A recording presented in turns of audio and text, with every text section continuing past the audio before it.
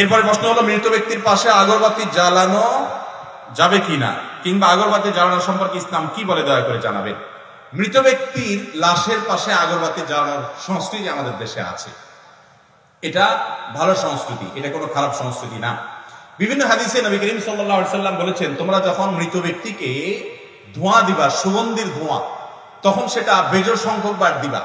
সাধারণত চন্দন কাঠ বা বিভিন্ন রকমের কাঠ আছে, কাঠগুলো পোড়ালে যে ধোঁয়াটা হয়, সুগন্ধিযুক্ত ধোঁয়া, এই ধোঁয়াটা মৃত ব্যক্তির কাপড়ের কাপড়ে লাগানো, অর্থাৎ সুগন্ধি যাতে হয়, সুগন্ধি যেন হয়, সেখানে ভালো গ্রান যেন হয়, সেটা করাটা হলো সুন্নাহ, মুস্তাহাব।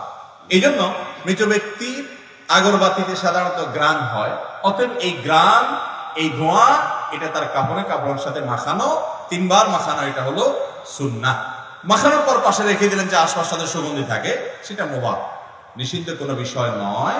যেহেতু এই ধোঁয়া দেওয়াটা, সুগন্ধির ধোঁয়া দেওয়াটা সুন্নাত, 3 বার মোর্দার কাপড়ে পাশে লাগায় রাখতে হবে।